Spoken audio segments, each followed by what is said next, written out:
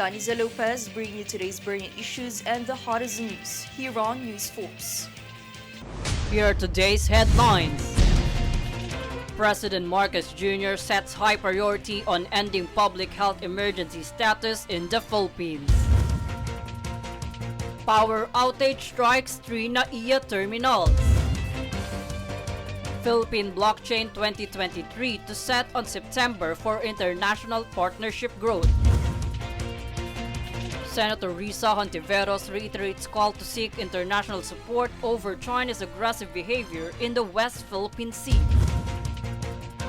Eun-Woo returns to Philippines. Philippine pole vaulter Obiena to debut in the 2024 Paris Summer Olympics. Fair and balanced news. Comprehensive reports that will take you to the heart of the action. This is Newsforce.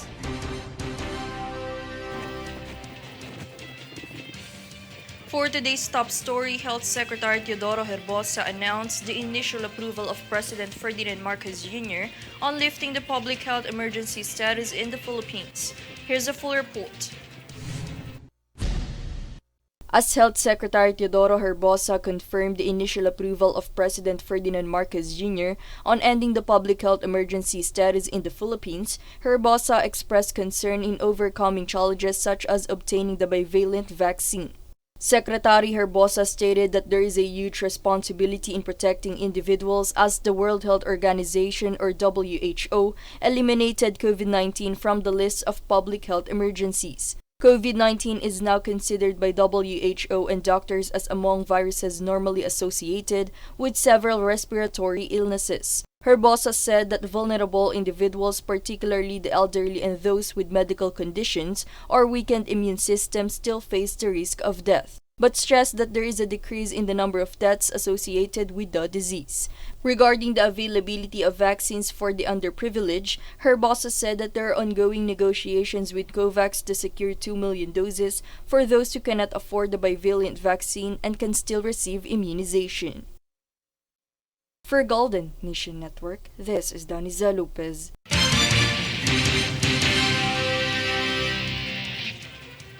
The Manila International Airport Authority or MIAA reported that 3 terminals such as 1, 2, and 4 at the Ninoy Aquino International Airport or NAIA lost electricity for a short period on Tuesday afternoon, July 4. Amid the reported power outages, MIAA officer in charge Brian Cos stated no flights were impacted. Additionally, it was due to the power supply fluctuations, stating an investigation is already underway. The power interruption began around 3:05 p.m. and a few minutes later it had recovered.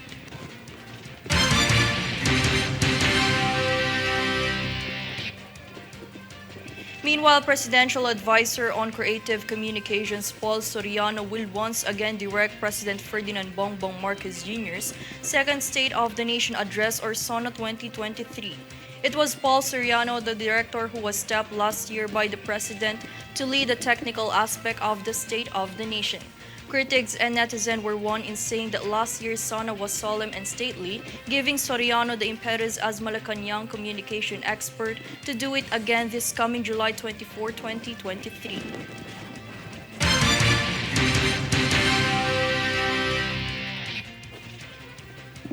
Amid the recent heightened activity of Mayon volcano, Representative Joey Salceda vowed to provide assistance to those affected residents, particularly those who reside within the 6-kilometer danger zone.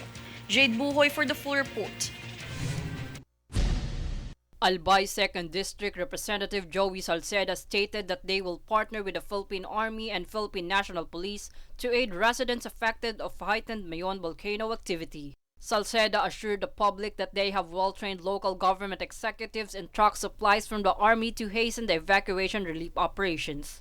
According to Salceda, preventing the impacts of Mayon eruption can only be done through evacuation before it takes place, and rescue operations are impossible due to danger caused by lava flows. Also, he encouraged everyone to evacuate residents living near the 6-kilometer danger zone to immediately help the Albay LGUs mobilize and preposition the people. Salceda assured that the Disaster Risk Reduction Council of Albay is prepared to do the procedures that is needed.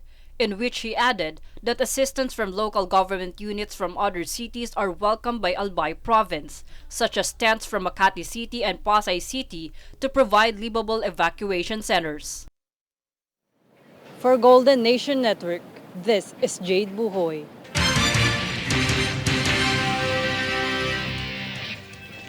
In other news, Department of Labor and Employment National Conciliation and Mediation Board or DOLE NCMB regional office in Bicol helped a worker from Legazpi City to recover unpaid wages and 13-month pay from his employer. This stems after having stopped from receiving his salary and the part of his 13-month pay. The sales promoter finally asked the help of the Conciliation Board. The employee showed his appreciation to the branch for their quick response in helping him recover his salary and benefits amounting to 9,473 pesos and 60 centavos. Meanwhile, Regional Branch Director Reynaldo Foncardas urged the public not to hesitate to ask for any assistance in resolving labor difficulties and matters.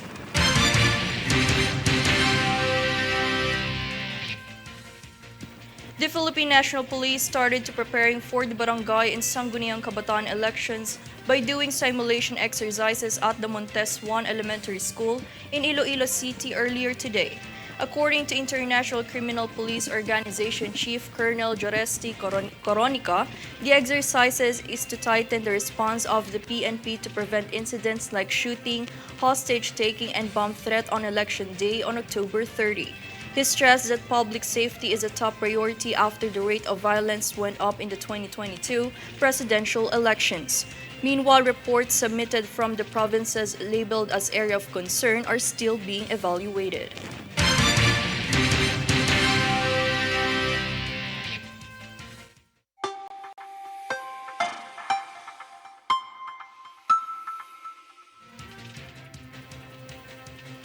For weather updates, the eastern winds will bring isolated rainfall to Visayas and the eastern part of Mindanao, according to the Philippine Atmospheric Geophysical and Astronomical Services Administration or PAG-ASA. Partly cloudy to cloudy skies with isolated rain showers or thunderstorms will be felt in Metro Manila and the rest of the country.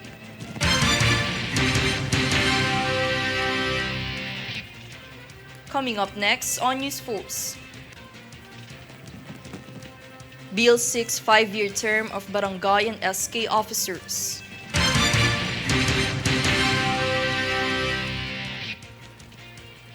DOH says new multi-specialty hospital to be built in Clark on July.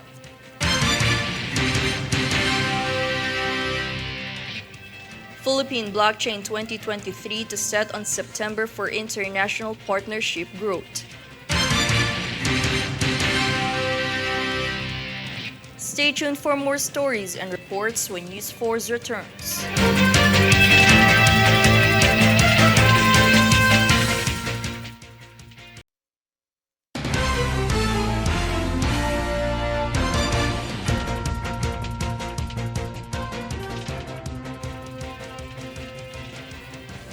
Senator Risa Hontiveros labeled China as reckless and irresponsible for its continuous attempts to occupy Philippine territories, resulting to a willful disregard of international law. Senator Hontiveros reiterated her call in bringing the West Philippine Sea issue at the UN General Assembly and seek support from the international community. With the continuous aggressive behavior of China, Hontiveros expressed concern over the safety of Filipino personnel as she called for alternative options in resupplying Philippine troops. The senator added that aside from defending Philippine sovereignty, the government must also ensure the well-being of Filipino people against foreign aggression.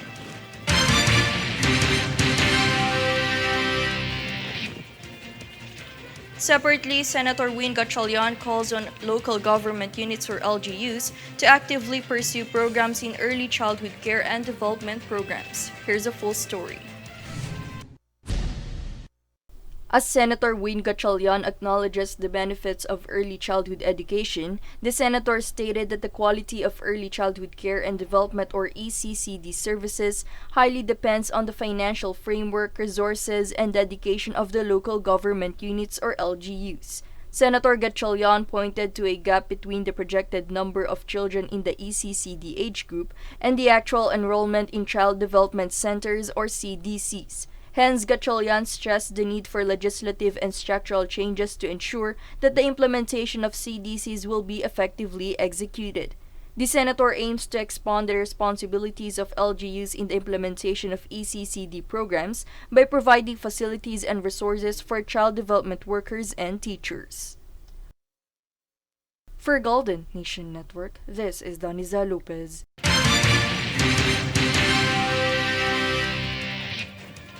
Cagayan de Oro City's 2nd District Representative Rufus Rodriguez called on the House Committee on Local Government to support his proposal for a 5-year term for Barangay and Sangguniang Kabataan or SK officers outlined in House Bill No. 7123.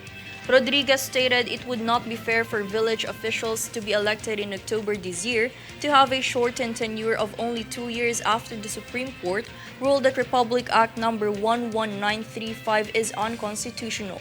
Through the measure, it eyes to ensure the barangay initiatives are adequately carried out within the office of 5 years.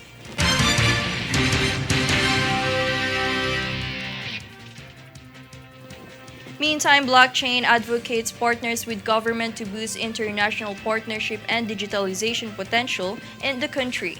Jade Buhoy fills us in with the details. Philippine Blockchain 2023 is set to launch on September to spread better awareness and understanding of blockchain technology that aims to boost partnership with private and public organizations in the country.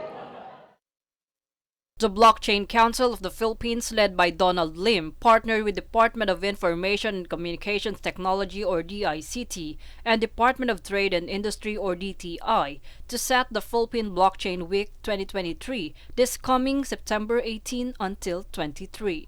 According to DICT Director Emilio Delfin, the said event will encourage everyone to embrace the blockchain technology to boost various industries in the country that include Cybersecurity Coordinating Center, wherein the government must ensure its ethical practice on conducting several initiatives such as Blockchain 101.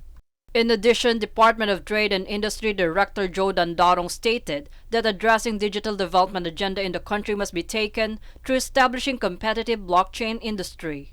Also, Delfin reiterated that government can utilize blockchain for cybersecurity, for transparency and accountability. She also assured that the mandate of DICT and the PBW to practice comprehensive approach to apply blockchain technology in various industries. For Golden Nation Network, this is Jade Buhoy.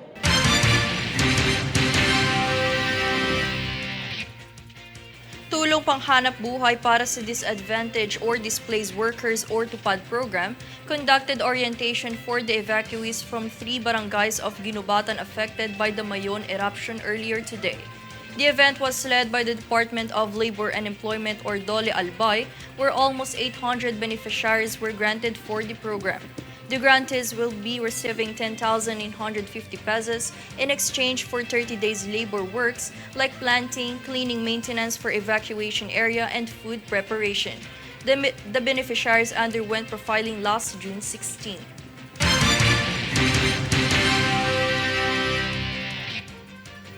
Good news, construction is anticipated to begin this month on a new medical specialty facility that will serve Central and Northern Luzon citizens. Health Secretary Teodoro Herbosa recently announced in a palace briefing that the Philippine Heart Center would be established in the Clark-Freeport Zone as per Executive Order 19, which was promulgated by President Ferdinand Marcos Jr. This coming July 17, the facility, which will initially function as a general hospital, will be officially inaugurated.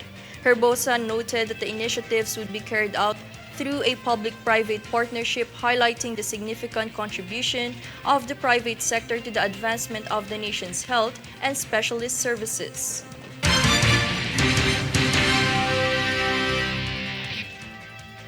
The Philippine Coast Guard or PCG strictly enforce vessel safety standards for the safe navigation of marine vessels in the vast waters of the country. The Coast Guard Station Eastern Bohol conducted a Vessel Safety Enforcement Inspection or VSEI on MV Super Shuttle Ferry 5 dock at the port of Jagna. This initiative was done to ensure that the said RORO passed the vessel safety standards, rules, and regulations so that the passengers, vehicles, and cargo on board could travel smoothly.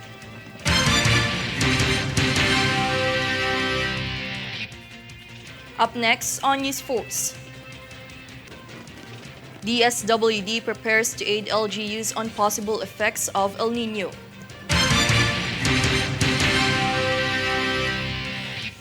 Eun-Woo returns to Philippines. MWSS confirms sufficient water supply for residents of Metro Manila.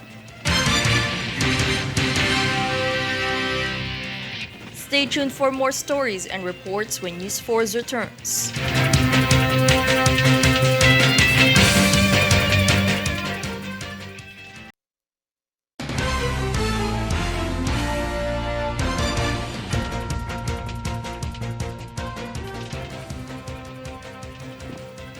Department of Social Welfare and Development or DSWD Secretary Rex Gatchalian recently stated that the DSWD is prepared to offer assistance as the local government units or LGUs deal with any potential repercussions of El Nino. The DSWD chief stressed that in accordance with the Republic Act 10121, also known as the Philippine Disaster Risk Reduction and Management Act of 2010, the LGUs are the primary responders in disasters and calamities. Secretary Gatchalian assured that the department has already stocked up on food and non-food goods and is prepared to augment those supplies for LGUs, families, and communities that will be impacted by the El Nino.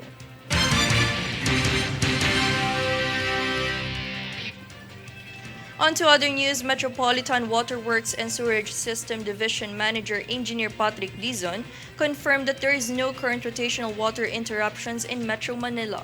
Dizon stated that Angat Dam is currently in the state of providing sufficient water supply. However, Dizon still advised the public to save water consumption as El Nino poses a threat and water level in Angat's dam is near in critical status.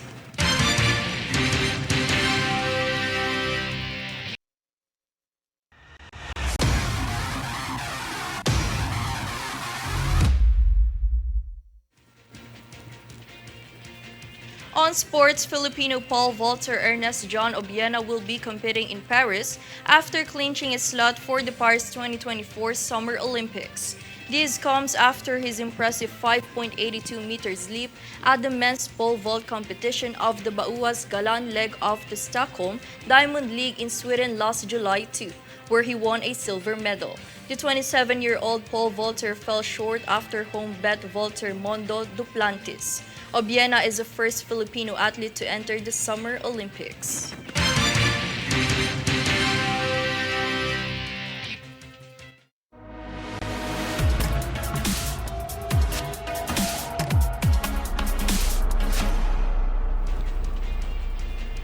For entertainment news, South Korean actor and singer Eun-Woo has finally returned to Manila for his much-anticipated fan gathering known as Bundles of Charm while serving as the country's brand ambassador for a popular food brand. The South Korean heartthrob's brilliance and charm were showcased for thousands of fans recently at the Smart Araneta Coliseum, and the event turned out to be remarkable. The event brought fans an exclusive opportunity to interact with their idol and witness his performances live.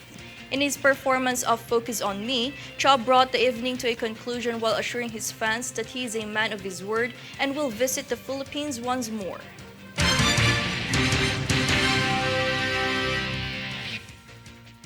And here's a recap of today's headlines. Here are today's headlines. President Marcos Jr. sets high priority on ending public health emergency status in the Philippines. Power outage strikes 3 NAIA terminals. Philippine Blockchain 2023 to set on September for international partnership growth. Senator Risa Hontiveros reiterates call to seek international support over China's aggressive behavior in the West Philippine Sea. Eun-Woo returns to Philippines. Philippine pole vaulter Obiena to debut in the 2024 Paris Summer Olympics. Fair and balanced news. Comprehensive reports that will take you to the heart of the action. This is Newsforce.